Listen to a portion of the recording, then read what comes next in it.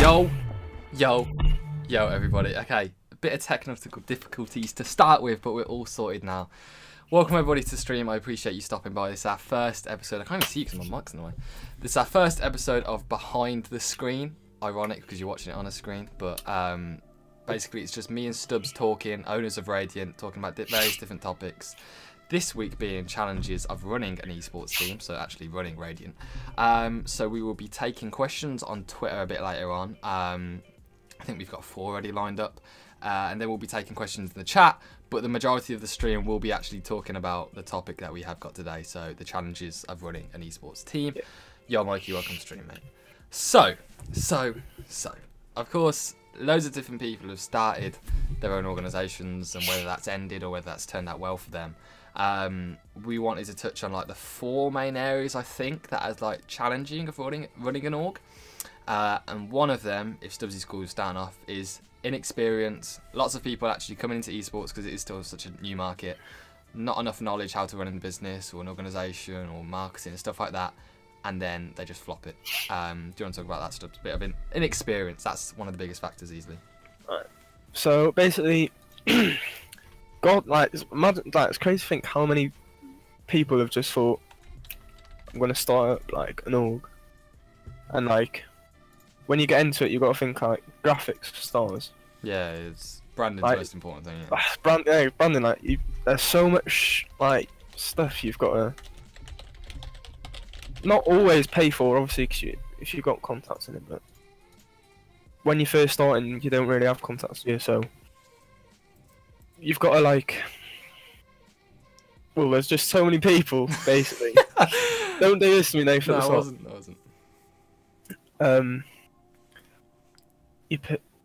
What? Put me off now. No, it's just because I can see. I can see 3 faces. You see me like 3? Yeah, I've got one there, one on Streamlabs, and one on fucking Twitch, man. Right, so now what you're going to So people start up an org thinking it's all fucking fun and games. Oh yeah. And then thinking like you're just gonna get a team in this and team in that, when really, 1, it's a lot of money, which is the next topic. Yeah, well, finances. 2, branding. 3, staff. I mean, yeah, I think what you're going at is you can only go so far. You can start. Everyone can start one and go for it. Obviously, if it's not a registered business, stuff like that, you can only go so far. But at the same time, if you have no experience in how to run in an org, you can literally get to a point, and that's when it's like, okay, I can not go further because I don't know what to do. Like, you know what I mean? I don't know where to go from there. And that's unfortunately what a lot of brands do. And obviously, I support people. I'm all for people starting up their own brand, but in this day and age, realistically, you're not gonna, like, as harsh as it sounds, you are not gonna succeed unless you've got a fully built path ahead of you, if that makes sense. Like, if you've got a full business plan set ahead. Unfortunate as it is, because as much as I'd like to see loads of different, you know, loads of new orgs popping about, new competition. Yeah, unfortunately, it's just not. It's not gonna happen just because it's a very risky role, which we'll touch upon in the next one, is finances. And if anything, I think finances is easily the biggest one, because you have to, unfortunately, again, in esports, you have to lose a lot to gain a little. And you probably won't get your first actual financial sponsor, or you won't get your first investor, like, months, like, if not years into the actual, into the brand. And that's the shit thing, because realistically, that's what's going to fuel your organisation when you get to that stage. And of course, it's annoying too. From my personal experience, it's very annoying when you see different brands have like this sponsor or have this partner, and it's like, why do they have it and I don't have it? You know what I mean? Yeah. Our brand is like better. It could do so much more for that. But it's like, you know what I mean? It's difficult, because it's like, you don't feel jealous in a sense, but you're like, if I had that opportunity, I would do so much more with it, if that makes sense. But finances for sure. Do you want to touch about, because obviously, before you came on the board with Radiant, you did the majority work at OBN. So what was the hardest thing you found? Because as like a lone owner, obviously it's us two now, but as a lone owner, it's even harder because the main income is just yourself. You know what I mean? It's not 2 people. Yeah. Well, at OBN, obviously, I had Ali, who would always help financially. Yeah. But it's things like, just think things you wouldn't think about. For example, in OBN, we have like salaries for the designers, and when it comes to like keeping on top of that, like sometimes in a month they'll do so much work, like little work. Yeah. And because they're on that, you have to pay them the same amount as if they were to do. That's like the bad thing about salary and Yeah, you think that's wage. yeah, you think that's bad because they turn like lazy then, or Yeah. Because for example, a lot of it is done on a PSD. yeah, so you pay them for that one PSD, and then all they're doing is changing that for the rest of history. All they're doing is It's like, changing, but you still have to changing pay the them. title and yeah. Yeah, I get that. I think that's what we've got cracked down with the studio in a sense. Yeah. It's, Just because we've got such a good deal going on with them boys, they're happy with it, so it's just a thriving relationship. Obviously, it's not about the studio, so I won't touch on it too much. But yeah, no, I get where you come from there, and especially when you come to the actual point where you funding teams to events, because obviously you're not really going to be. This is the big thing. Yeah, you're not going to go from a Twitter, or I hate that word, Twitter organisation. See if you call it that. If you want to go from a Twitter organisation to an actual esports organisation, then you have to have event attendance, whether that's yourself attending with your jersey and talking to people, networking, or whether that's sending the team, placing decently. It really depends. Do you want to touch a bit on that? Because obviously, what would your process be like talking to a team? How much would you agree to fund them? How would you know how much to fund them and stuff like that? Basically, well, in OBN, I think I can't think the most that we actually. Yeah, you don't have to make that. You don't have to talk numbers, innit? Just what we go off is, for example, I need to stop looking at the chat because it's. Yeah, it's distracting. Do you know what I mean? It's just putting over there, right? So, what we're talking about again? Like what would you actually weigh up in? Okay, this team deserves this, or this team deserves that. What goes into that? So, you know what I mean? For example, how far they're gonna get in tournament for one. Yep. Because if they're in there for a round and then they're fucking getting sent home. Yeah, it's not worth it. You're not getting enough. It's not worth paying hotel and travel and ticket. Yeah, do you know what I mean?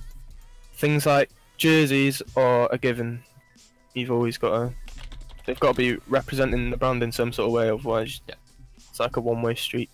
They're getting apparel, they're getting ticket, whatever out of it, and then the org will be getting nothing. Other things such as social media followings. Yeah, of course. It's one of the streams. The tournament sort of side of thing doesn't always matter. Where they've got a big social media following, where they can spread awareness for the organisation that way. Yeah. Not just at LAN events, etc. Yeah. Do you think one of the big things is content too?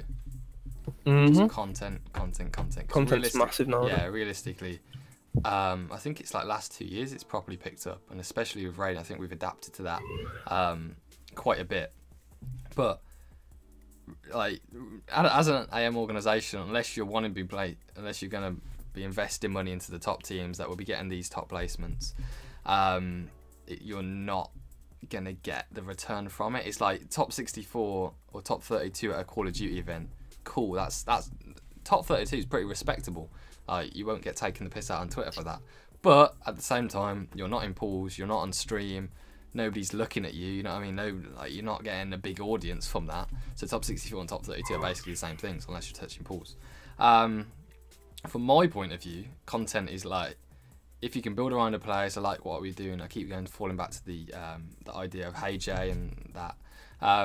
Because he's like one of the centre faces of Radiant now, we've worked with him for just, I think, nearly 7 months now. Working around content around him makes sense because he is under Radiant. He's been a part of Radiant for so long now that it's kind of relatable. And I think you can either go 2 ways with content. Related to the Heat episodes. Heat episode 1, storyline, emotional, attachable, you want to talk about it. Heat 2, what we're going for is more like a hype, this is esports type of thing. And I like both ways. I probably prefer the hype one, if anything, just because it's like, it gets you fucking, you pumped up and you want to like do stuff now, you know what I mean? But I think you can go two ways, like a documentary series. Of course, it's like everybody does them. Do you mind, mate? Please.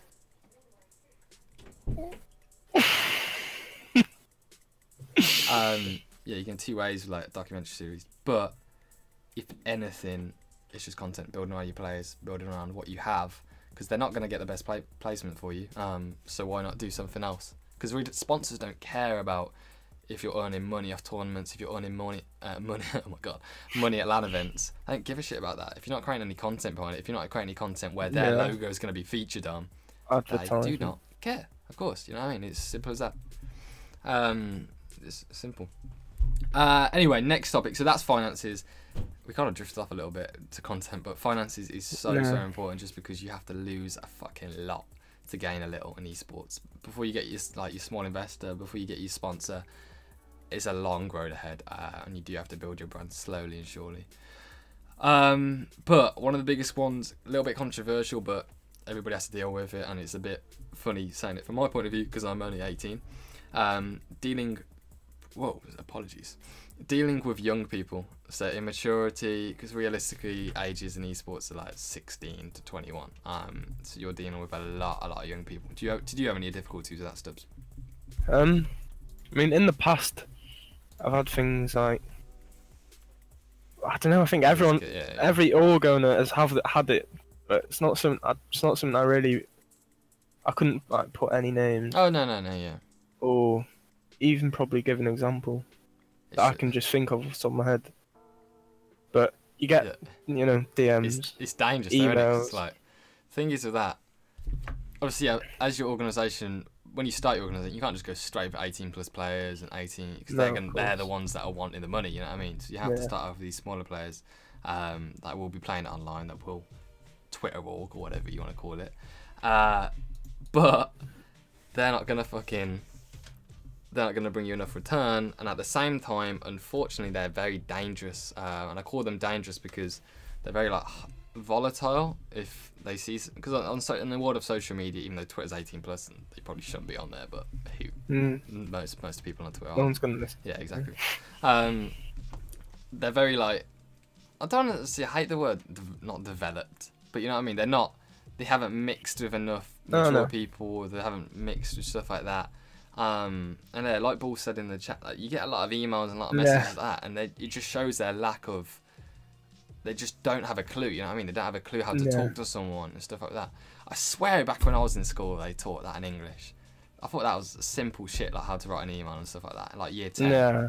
And it blows my mind, because surely I wasn't the only like 16, 17-year-old that was like somewhat switched on. I admit that I was kind of sometimes mature, but I know how to write a fucking email, you know what I mean? Like, come on, I feel like I'm the only one sometimes. But yeah, maturity is difficult because you have to work with young players to build up your brand, but they're dangerous. They are unfortunately very dangerous. What would you say the worst esport for that is? Like... COD. It's gotta be. I'd probably agree. Yeah. It's either COD or CS. CS is fucking. Yeah, you get UK CS. Yeah, definitely.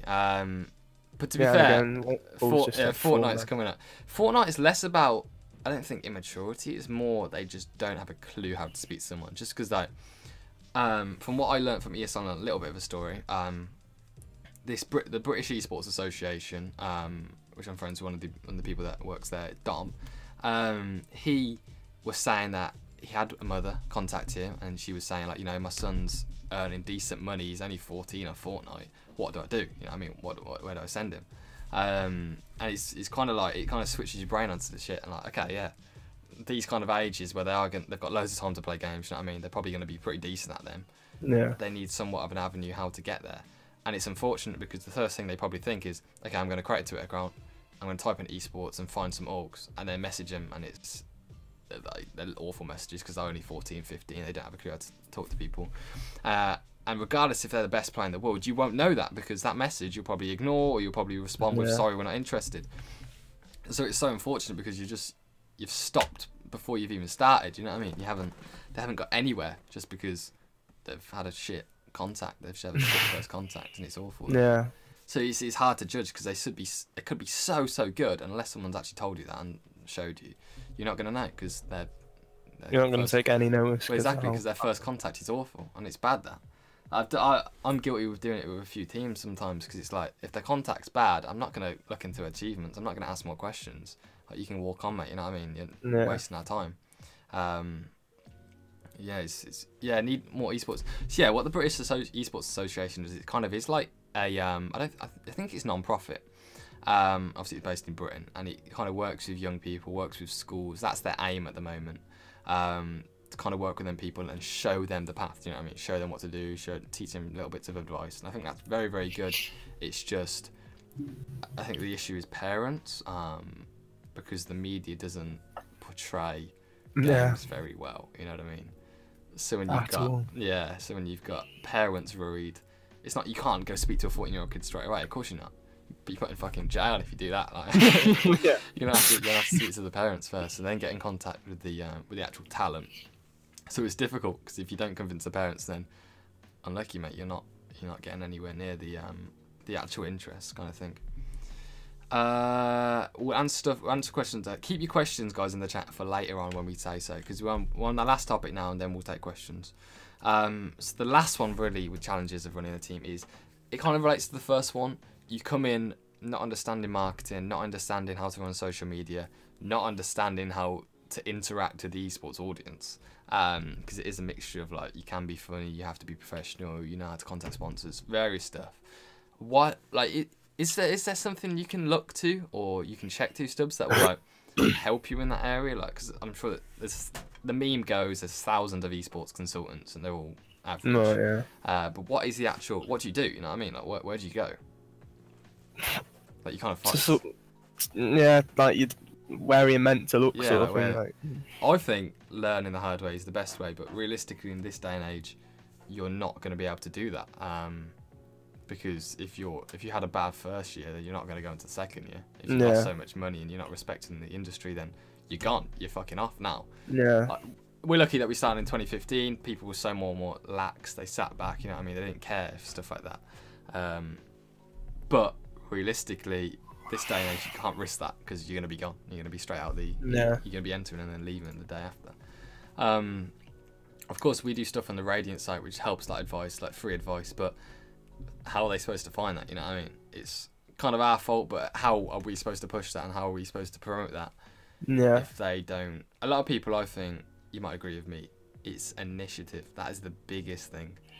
Yeah. And it drives me insane. Lack like, literally, any initiative. Like, just, you know, everybody's got Google, everybody's got Wi-Fi. Search, Google something. Now, like, do the basics of a business. Search, like, there's various different videos out there, like how to get, how to start an esports organisation, or what you need to start an esports organisation. Yeah.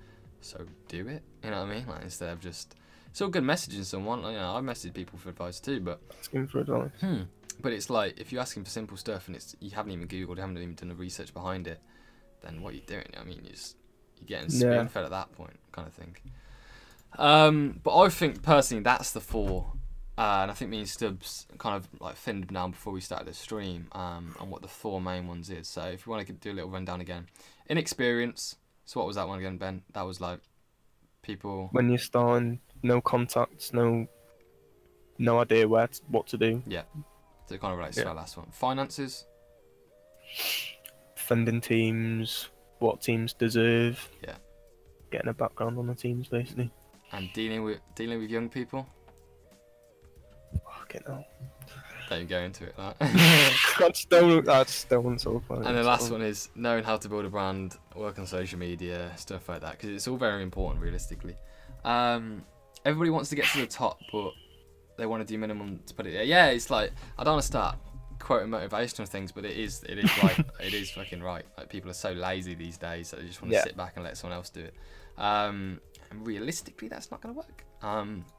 But yeah, I think we had a few questions. This is when you can type questions in the chat, by the way, guys. So feel free to hit them with us. We had a few on Twitter. Let me just quickly get these up. Yeah, if you can keep the questions around like this kind of topic, like challenges of running the esports scene, that'd be great. But what ones have you got? We had 4. So Jacob asks, what do you feel is the biggest challenge when starting an org? What was your rate around it? Go for it, Ben.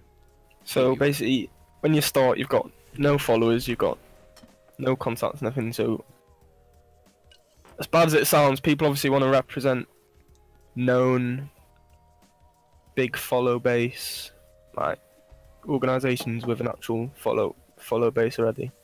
So when you're starting with an egg on your Twitter profile, like no branding, no followers, people aren't gonna want to represent it because they think obviously, what can they get out of it? They've got no followers. I think that's a good point. A lot of people forget that, like, they're so fueled and they just want to do it. They just create a Twitter account and start tweeting about it, and it's like, mate, you haven't even sorted a logo, you haven't even sorted your brand out yet. Like, nobody's gonna follow that, nobody's gonna take interest, nor are you gonna get any actual branding recognition because you haven't got a logo. You know, you're sitting there with an egg. So yeah, that's right. Next question. Whoa. Do you feel not having their community at the core is why a lot of orgs don't grow? I don't know. Say that again. Do you feel like a lot of orgs that don't have the community at their core, do you think that's why they don't grow? That's why they don't succeed? See, I don't know. I agree and disagree. Yeah, there's factors to it that will obviously stop it, but then there's factors to it where it would still work without. That's a weird one. That obviously, the more like involved you are with the community, the more like different people are gonna see the org. The more recognition you're gonna get, but yeah, no, I don't know. Like, I don't think you need to have the community at the centre. I think that's what we do, just because that's what our approach is. You know what I mean? Interacting with people is what I like doing, and I think it's very good to do so because you actually feel like you have a relationship with the organisation. It's not just like you supporting them, you're not getting anything back, kind of thing. But I think a lot of brands don't do that, just so they're very aspirational to like want to join. You know what I mean? People want to join stuff like that because they're very large. They don't interact with a lot of people, so that kind of makes them more prestigious. But I don't know. I don't agree with that route, but a lot of brands do it. So I don't think you need to have it central to a brand. I don't think why that's not some orgs growing, but I think to turn that around, I think in the amateur scene you do need to talk to people and you do need to interact and put your community first. Otherwise, you're not going to survive, in my personal opinion. If you could go back with all the knowledge you have now, what would you do first and what would you change? Oh my god. Fucking hell. That's a fucking good question. What are you saying? Oh fuck me. You should go back with like everything that you know now and just like start fresh. Yeah, definitely a better start, of course you would. You smash it out of the water. Because you instantly have contacts and You'd know what to do. I do believe learning the hard way, but if I went to go back with everything that I know now, it'd be pips. Like if you just had to start a new brand, it'd be fine. Yeah, I think it'd be pips. Just because you've already learned it, you've already been through the actual hardship. You know what I mean? Yeah. Of course, it's gonna be. Yeah, of course you're gonna pump a lot of money still into a brand, but you're gonna know how to invest that well. You're gonna know what to invest into. Yeah. And I think that's one of the things Radiant does well in a sense, because it's not like we're fucking millionaires, you know what I mean? Yeah. But I think being one of the largest UK orgs, we're doing stuff on such a small budget that makes orgs much larger than us on a much larger budget think, okay, what are they doing? You know what I mean? What are they doing that we're not doing? So I think we're clever with that. One question, not really for both of us, but where did Nathan get his experience from, or did he enter the industry without any knowledge? I think I started like everyone. You start as like a player or a sniper, and then you turn into like a competitive player, and then some go off to esports management, some continue to be a player, and then being a part of esports management for a bit, like you kind of like, okay, I want to start my own brand. You know what I mean? See, I started the industry like everybody else, not having a bloody clue. And then I was like, okay, I want to start my own. I want to be proud of something. I want to have my own little baby. That's what I did. So questions in the chat. I'm going to quickly put a tweet out, but tips for organisations, owners to create long-lasting relationships with VCs and angel investors. Do you want to go with that? So, any tips for organisation owners, how to create relationships with investors, stuff like that, to simple it down. Well, with investors, it'll get like we're going back to obviously a topic we've been over, but content, things like not so much investors, but companies wise, they want recognition. They want their company being shared around. Yep. And creating content is definitely the best way to do that.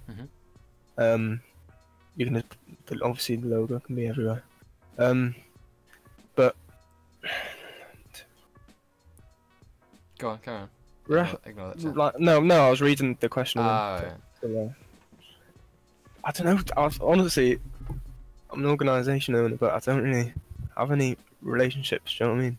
What, we like companies and stuff like that? Yeah. You got X-Gamer? Yeah, X-Gamer. That's literally it. Yeah. They're just like friendly guys that are easy to talk to. Do you know what I mean? Yeah, and I think it varies for each different company because some can be awkward, some can be easy to work with. Yeah. I think the companies working at the moment are mostly dreams. Like they're all very easy to work with, especially X-Gamer. Like seeing them at events and stuff like that. Just... Yeah, I mean they're like pretty old lads and they're so sound. Like it's interesting from our point of view because they're still quite new to the esports industry. Yeah. But they've done it very well. Like they came in very well. Gamer's Power, yeah, easy to work with. Wanted to ask Ben if my contact email, stuff like that. Like that's probably just better to DM him and talk to him about, because you don't really want us talking about your own like email that you sent in on a live stream. Does Harry even know I'm in Radiant? I'm sure he does, mate. He just doesn't want to team with you for. He's already got a team, alright? That's not his issue. Have your own baby? Could you just use the woman? Sure, mate. Like, Radiant is, like, it does feel like your own little baby because you've worked on it since the start. And it does, like, I don't know how else to describe it. Shut up, Nathan. Get out of here, mate. Who even are you? Use code Radiant. You'd love to see that, Directs. DM me the contact email. Send my CV. You don't have the contact email, mate. Come on, mate. Come on, ego. Talking about initiative early on. Bloody hell. Use it, man. Go on the Twitter. Boom. Look in the bio. Or you go on the website and you got a contact form. The email's at least listed like 3 times. Go on. Better than that. Better than that, mate. All right. Any other questions, though? Any questions about owning esports org? Anything about Radiant? Hit us with some questions and we will answer them right here. Cheers, ego, and balls for the follow too, by the way. A little off topic, but which of you two will be attendance on CS? Or are we talking tonight? I feel like Stubbsy's going out tonight. But... I don't know. I don't know what's happening to be honest. She's still at work now, so. Oh right. She doesn't come. She might. Yeah, she could finish. She said 8, but I don't know. Which is in 1 minute. Okay. But yeah, any more questions, guys? What was it? So CS. Yeah, let's play CS. Yeah. Well, she says no. Yeah, if she's not coming tomorrow. I'm down for CS. Yeah. Any other questions? I'm trying to think what else. Challenges. I think we listed them all. I think. Of course, like speaking to sponsors and speaking to investors comes with the journey. Like you don't just learn that straight away. It's not the first thing you learn. Yeah. Because you're not going to get a sponsor and investor for like the first for a while. So realistically, that's not your first point approach. What would you guys say your biggest step individually? I know what mine is, but what would yours be? Your biggest like step person. I know what yours is gonna be. Biggest? What do you mean? Leaving OBN. Whoa. Well, we're not talking about past. What's your next biggest step, isn't it? Oh, what's my next? Esports. Well, I don't know. I want esports full time, innit? Career. But it's gonna take a while, innit? Definitely. That's your aim, though, yeah. That's my aim. Esports full time. Yeah, I'd say mine is because I recently started my freelance stuff. I want that to pick up. Like, I want a few clients that I'm happy to work with that bring me a decent income per month. That's what I would be happy with. But of course, if we're talking like my end goal, I want this beautiful logo. I want this to be able to salary me. Yeah. I want this to be able to salary me and Stubbsy the rest of our lives. That's my end goal. Of course it is. How was your first experience with a big EU Halo team? It was weird, you know, like because we've attended. This was our 6th Halo event, I think. That's a lot of Halo events we've attended. Fucking hell. I know. I think or 5th maybe. 6th, I do think though. So that's 6 Halo events, and we've all had like they've all been pretty respectable in the community, but this one has been like we've gone in confident. Like, not saying that my other teams were bad. It was just you going in. It really depended on the bracket. You know what I mean? This team, it was like put us against anybody in open bracket would probably beat him. Put us against most of the EU teams would probably beat him. Of course, the American teams are a different story, but I don't know. Like, it's weird. It was nice speaking stats. They're really easy to work with. They're all really nice. And it was kind of funny because I don't know. It was just they were recognised a lot more than our old players. You know what I mean? I don't know. I don't know really how to explain it. It was a nice experience. It really was to attend an event and be like, that's our boys. You know what I mean? That's our boys. They're one of the highlights of the event. I don't know. It was cool. I don't know if I'd do it again just because Halo's. They haven't really announced the next season, to be fair, so I definitely won't do it yet at the moment. But yeah, a team like that, we got them for a pretty decent price. Got a good bargain. Yeah, so it was worth it, I think. Do it again? I don't know. Don't know if it. Obviously, when I want to see the Heat 2 viewership and how that compares to the first one. And if that does well, then boom, that is shown to me. I'm fully confident in doing that again with a team, but it depends. It really does depend. But yeah, it was great. It was a great experience. Any other questions, guys? Hit us with it, or otherwise we're just going to end off the end of the stream here. But if you have missed most of the stream today, it will be uploaded on YouTube. And if I can, this isn't the one I wanted to get on iTunes, but if I can, I will get it on iTunes for people to listen to it there. But yeah, I think that's it. I think that's everybody asked their questions. So that is me out. We're going to be doing this. I don't know if Friday's the right day. I don't know. I think we just might have to mix it. Yeah, I think. I just have a feeling Fridays where people get home from work and they have plans for the rest of the evening. You know what I mean? Yeah. So it's a very busy thing, and I think that's shown with viewership today because normally viewership is way better. But I think we'll have a think on what days we can do it. Maybe a weekend's better, but yeah. Obviously, if you do like this, please go show some support on the Radiant Twitter because that is really a precedent to us if we should keep doing this. Sundays, I think, is the podcast lineup to be announced soon, and wait soon to confirm that. But I will give some intel on the topic. It's talking about women in esports, so you can probably guess who the people coming on board will be. Women. So yeah, that'll be announced soon on the podcast. But yeah, we'll have a little think for this one because I think we've learned a lot from our first episode. But yeah, you'll be able to watch it on YouTube tomorrow. Yeah, thanks for everybody chilling, and I will see you. Oh, Scott, wrong time, mate. Scott, G2 Mega just video. came in. G2 Mega video, Scott. The boys. That's what I'm gonna say. But yeah, thanks everybody for watching. Cheers, Stubbsy, for coming on board. Because again, we're slowly easing them into this video content. You're getting better, mate. But yeah, I appreciate it, guys, and I will see you next time. Bye, guys.